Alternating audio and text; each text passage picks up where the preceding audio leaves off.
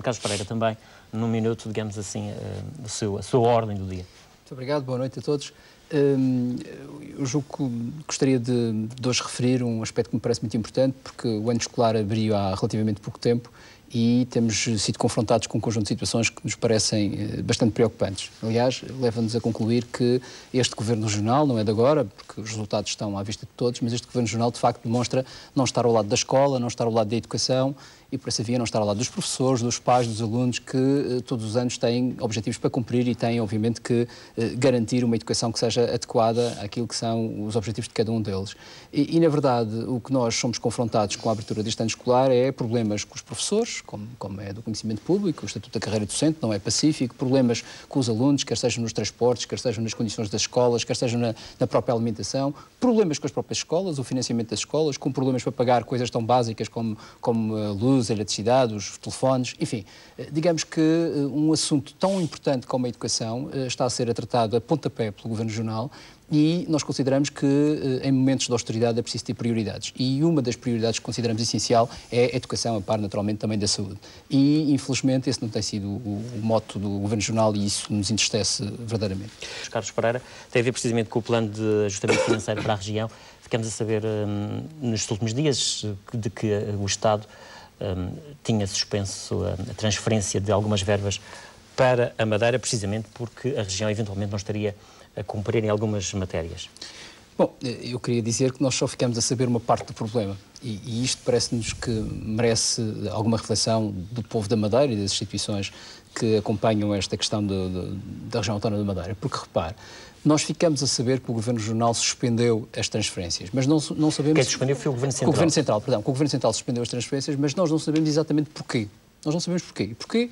Porque a avaliação que o Governo da República tem a obrigação de fazer ao Plano de Ajustamento Económico e Financeiro, que devia ter feito no segundo trimestre, ou seja, devia estar pronta pelo menos em julho, portanto o segundo trimestre terminaria no final de junho, pelo menos em julho devia estar pronta, é assim que tem-se passado no Plano Nacional, estamos em setembro e ninguém conhece essa avaliação. Nem sequer sabemos se foi feita. Não sabemos se o plano foi cumprido a meio, se foi um quartinho, se foi metade, se foi todo, enfim, não sabemos absolutamente nada. Na prática não sabemos o que falhou. Agora, sabemos que o Governo da República suspendeu as transferências. E isto é algo absolutamente inacreditável. E temos aqui, inclusivamente, a confirmação por parte do próprio Governo Regional, neste caso até em primeira mão. Em primeira mão, exatamente. E isso é muito complicado, porque na prática os madeirenses estão a ser chamados a fazer sacrifícios absolutamente extraordinários e estão a ser chamados para uma austeridade absolutamente inadmissível e essa austeridade não deu os resultados que se queria. Mas nós não sabemos quais foram os resultados. Continua tudo num manto de secretismo. De qualquer forma, temos aqui palavras do Secretário das Finanças. Agora, a dizer que era precisamente, há um problema e parece que é preciso acudir a esse problema, nomeadamente no que diz respeito à receita. Exato. Agora, e o secretário a garantir que não ia mexer precisamente nos impostos, que não ia aumentar impostos na região. Agora, há uma questão que nós sabemos, e essa é a questão que exatamente o secretário resolveu dizer, mas foi a única questão que nós sabemos, e todos sabíamos isso, porque a Direção-Geral do Orçamento tem publicado a execução orçamental, é que a execução orçamental não tem ido de encontro àquilo que eram as expectativas do Governo Regional quando apresentou o Plano de Ajustamento Económico e Financeiro. E isso leva-nos a lembrar aquilo que o Partido Socialista disse de início, é que este plano não ia funcionar, que este plano não era adequado àquilo que é a realidade da região e que com este plano não seria possível arrecadar aqueles 126 milhões de euros de receita a mais do que era previsto face a 2011. E a verdade é que os resultados são catastróficos, é que não são simplesmente maus, são catastróficos. Se nós virmos os resultados só relativamente ao ano de 2011 e ainda não relativamente ao plano de ajustamento económico e financeiro, os últimos resultados de julho, que saía há relativamente pouco tempo, há 1 ou 2 dias, os últimos resultados de julho são os seguintes. A receita diminuiu 10,7%, ou seja, o que devia de crescer diminuiu 10,7%. Isso foi em quê? Foi nos impostos, quer seja IRS, quer seja IRC, diminuiu em conjunto 5,9%, sendo que a maior diminuição ocorreu no IRC, ou seja, a economia está completamente estagnada, não está a funcionar conforme nós previmos que isto ia acontecer, e isto está a acontecer de forma clara, e os impostos indiretos, ou seja, se preferirem, para toda a gente perceber, o IVA, que é o imposto principal, está a diminuir 3,9%. E eu lembro que o IVA teve um crescimento absolutamente extraordinário, que já está a ter efeito no mês de agosto, que é o mês que estamos a avaliar, e que em vez de aumentar, como devia de aumentar, as receitas diminuem. Mas aí também tivemos palavras recentes do próprio Governo a reconhecer de facto, de certa forma, que a solução está a falhar e a dizer que, digamos, que o mentor da solução foi o mesmo mentor da solução que encontrou para o país e que está no estado em que está também. É o estilo habitual do Dr. Alberto Jardim, que quer que todos nos esqueçamos que ele assinou uma carta de intenções em dezembro de 2011, a 27 de dezembro de 2011, a pedir um conjunto de condicionalidades para poder ter um conjunto de verbas financeiras para resolver um problema de falência da Madeira, resultado da sua própria governação. Ou seja, é preciso não tapar o sol com a peneira. Há aqui um responsável pela situação em que nós estamos, e esse responsável é, obviamente, o Dr. Jardim. Eu compreendo que o Dr. Jardim, no seu estilo habitual, na sua dialética habitual, resolve passar as culpas para sempre para alguém. Há sempre algum culpado, nunca é ele. Aliás, não deixa de ser curioso que o Dr. Jardim disse na televisão que teve 45 vitórias, está no poder há 35 anos, mas depois diz que não tem culpa de nada. A dívida não é culpa dele, a governação não é culpa dele, a situação que está não é culpa dele, deve ser de um extraterrestre qualquer que andou cá há 35 anos a governar isto. Mas deixe-me só, há aqui mais um dado importante que é importante, que é a despesa. Eu falei da receita, mas acho que é importante falar da despesa. A despesa devia ter diminuído. E eu quero lembrar que o Presidente do Governo disse que isto ia ser feito com 2/3 da despesa, o ajustamento ia ser 2/3 da despesa e apenas 1/3 da receita. Ora, a despesa devia ter diminuído e aumentou 13,6%. E aqui queria pegar um assunto importante. Também aumentou em parte, precisamente pelo pagamento da dívida. Mas já vamos lá. Aumentou 13,6%. E a única coisa que diminuiu foi as despesas com pessoal. Ou seja, o Governo Regional quer fazer o ajustamento à custa do trabalhador. Isto é absolutamente inadmissível. E sabe o que é que aumentou bastante? Aumentou a aquisição de bens e serviços. E perguntam-me porquê? Por uma razão muito simples. Parcerias público-privadas, via litoral e via expresso. Nós estamos a dizer há imenso tempo. É preciso acabar com esta coisa da via litoral e via expresso, que é o negócio das Arábias, mas quem está a pagar é o povo e está a pagar de forma bastante severa. Mas sabe o que é que o Secretário das Finanças vai fazer? Não é o que disse o Dr. Lino. O Dr. Lino que o Secretário das Finanças ia negociar para arranjar 100 milhões de euros. Não foi isso que ele disse. Ele disse que ia tentar, no estudo que está a fazer, encontrar 25 milhões de euros. Sabe quanto é que é 25 milhões de euros em 2 mil milhões que nós temos a pagar? 1% de 2 mil milhões. Ora, isto não é solução. Isto é tapar o sol com a peneira e, obviamente, resolver os problemas de forma completamente errada. Sim, eu tenho que dizer duas coisas que são fundamentais. Temos que avançar também. Ok, mas há duas coisas que são fundamentais de ser ditas. A primeira é que este plano de ajustamento económico e financeiro foi efetivamente assinado pelo Governo Regional Alberto João Jardim. Mas isso não quer dizer que nós concordássemos com todas as medidas. Precisávamos do plano.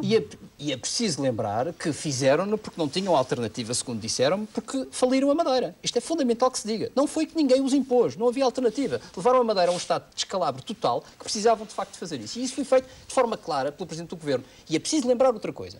Se a situação hoje é como é, deve-se apenas ao Presidente do Governo e ao PSD. Porquê? Porque nós lembramos, porque todos os partidos...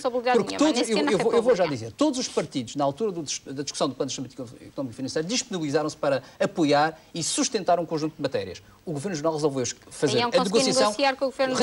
a negociação, todo nas costas dos madeirenses. E, portanto, neste momento, assume a responsabilidade sozinho. A responsabilidade total do que está a passar é do Presidente do Governo. E eu quero lembrar uma outra coisa que disse o Presidente do Governo quando assinou este plano, Sra. Deputada, que foi: este plano é o plano bom para a Madeira, com este plano vamos criar emprego, e ainda fez uma aposta, que é conseguir cumprir isto primeiro do que a República. Está-se mesmo a ver. Temos uma dívida que é maior do que a da República, em termos percentuais, 126% do PIB. Temos um descalabro do ponto de vista da execução orçamental. Temos um buraco de 115 milhões quando devíamos ter um superávit de 126 milhões face a 2011, e, portanto, essa é a situação. Bom, e só quero terminar dizendo o seguinte. Esta conversa que me falou sobre a aquisição de bens e serviços, o que diz a Direção-Geral do Orçamento não é nada disso. O que diz a Direção-Geral do Orçamento é muito claro. É que o crescimento da aquisição de bens e serviços é em 53%, no caso da Madeira, decorre dos pagamentos. Volto a dizer.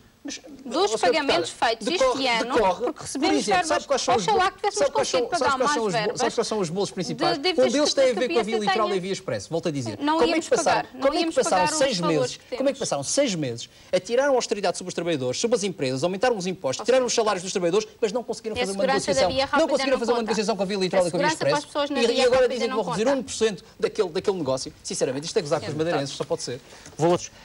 Carlos Pereira, Rosa, eu gostaria de... o Partido Socialista nesta matéria também não fica bem na fotografia, pelo menos o PS a nível nacional, que foi quem, digamos que suspendeu, digamos assim, as negociações com a União Europeia.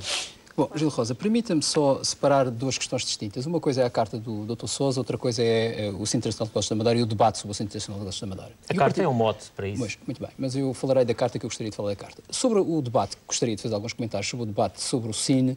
O Partido Socialista da Madeira tem a sua consciência completamente tranquila. Aliás, se há partido na região autónoma da Madeira que teve sempre uma posição muito clara sobre o Centro Internacional de Negócios da Madeira, foi o Partido Socialista. E é muito claro a nossa posição. Nós sempre dissemos que o Centro Internacional de Negócios da Madeira é um instrumento de desenvolvimento regional e é indispensável ser preservado. Nós sempre dissemos também que, infelizmente, o Governo Regional tem sido um parceiro adormecido neste centro e tem prejudicado aquilo que deve ser a atração de investimento direto estrangeiro. Nós consideramos que um Centro Nacional de Negócios da Madeira que utiliza benefícios fiscais, e portanto são mais de 1.000 milhões de euros de benefícios fiscais anuais, tem que ter, obviamente, a mão do setor público. Não se pode ter um interesse público gerido pelo interesse privado. Isto dá tudo errado. Ou seja, e dá asneira. A gestão devia ser totalmente pública. E a prova é que temos asneira. E temos asneira não por causa, e eu dou isto de barato, Sr. Deputado, deixe-me só terminar, não temos asneira, e eu dou de barato esta matéria porque o Partido Socialista tenha falhado naquilo, e falhou naquilo que tem a ver com a questão da negociação. Claro. E que falhou o CDS e que falhou o PSD agora em Lisboa. Não é isso. E eu até vou deixar isso de lado. Porque o problema do Centro Nacional de Negócios da Madeira é um problema estrutural e não vem de há um ano a esta parte. Vem de há 10 anos a esta parte e da total ausência de estratégia para aquele centro. E vou dar só um exemplo para as pessoas perceberem o que é que eu estou a dizer. A Embraer, que é uma empresa, eu dou sempre este exemplo, porque este exemplo é muito importante. Há uma semana foi inaugurada a Embraer em Évora. A Embraer, que é uma empresa brasileira que produz aviões, instalou-se em Évora e vai produzir diretamente 600 postos de trabalho. Diretamente 600 postos de trabalho. O que é que fez a Embraer ir para lá? Duas coisas. Apoios no âmbito do Ucrânia, primeira coisa, e segunda coisa, benefícios fiscais. Benefícios fiscais do governo português à Embraer. E a Embraer está lá. Agora eu pergunto, quantas Embraers temos na Madeira? Nenhuma. Nenhuma. Não conseguimos fazer, ao longo de 30 anos de Centro Nacional de Negócios da Madeira, não conseguimos fazer uma diversificação da economia. E eu dou de barato que muitas outras empresas podiam ter vindo. Aquelas é precisamente por isso que se reclama. E portanto, isto falhou porque o Governo Regional não soube aproveitar um instrumento fundamental. E isto tem erros graves. Agora, sobre a carta do Miguel de Sousa, que me parece absolutamente essencial, eu quero dizer de forma clara o seguinte. Esta carta do Dr. Miguel de Sousa tem a ver com o movimento de afirmação dos candidatos do PSD, dos Delfins. Está claro para todos. É um movimento de afirmação do Dr. Sousa. O Dr. Sousa está há tanto tempo na aspiração de ser líder do PSD e de repente há eleições e ninguém o chama para ser líder. Portanto, ele precisa sobre a forma. E portanto, ele precisa, eu já vou lá, ele precisa condicionar isto. E portanto, isto é importante que se diga isso. Eu acho que isto é útil para que as pessoas percebam por que razão é que de repente o Dr. Sousa, que esteve na Assembleia durante não sei quantos anos, provavelmente 10, nunca lhe ouvi uma palavra, uma ideia, uma frase, uma observação, um documento sobre a Zona Franca da Madeira. Nunca lhe vi nada, nem sobre a Zona Franca da Madeira, nem sobre absolutamente mais nada. Zero, posso dizer, zero, e sou prova disso porque estive lá. Primeira nota. Segunda nota. O Dr. Sousa esqueceu-se de fazer uma declaração de interesses sobre esta matéria. Porquê? Como todos sabemos, o Dr. Sousa é administrador do Grupo Pestana. E se há alguma coisa que ele não devia documentar, é o Centro Nacional de Negócios da Madeira. E eu lamento, mas isto foi, de facto, um tiro no pé do Dr. Sousa. Também disse Presidente da Assembleia. Terceiro comentário, eu não sei, ainda bem que se me lembra disso, Gil Rosa. Porque eu não estou a ver, o deputado Lino disse que é a primeira vez que, ainda bem que o Governo Regional se lembra. O Dr. Sousa, que eu saiba, não escreveu em nome do Governo Regional. Nem sei se escreveu em nome do Vice-Presidente da Assembleia. Nem sei se tem alguma condição para escrever como escreveu. Aliás, ele enviou estas cartas também a membros do Governo, até o próprio Presidente do Governo. Não, para escrever como escreveu, acho que deve ter feito em termos pessoais. Não me parece que tenha sido a Assembleia a pagar estes selos, os 1000 selos, acho eu. Espero que não tenha sido, pendão aí a questão ainda mais grave. Terceiro aspecto que me parece importante. O conteúdo da carta é absolutamente conteúdo de mercearia. E de uma falta de rigor absolutamente inqualificável. Então o Dr. Sousa vem dizer que se nós tivermos 30 mil empresas, temos 1.300 milhões de euros de benefícios fiscais. Mas o Dr. Sousa tem noção do que é que está a dizer. Como disse o Dr. Lini bem, o melhor tempo da Zona Franca tivemos 6 mil empresas e sabem como é que era? Era zero de obrigações de impostos, zero de obrigações de investimento e zero de obrigações de postos de trabalho. Coisa que não vamos ter, como sabem, que é muito difícil voltarmos a ter isto.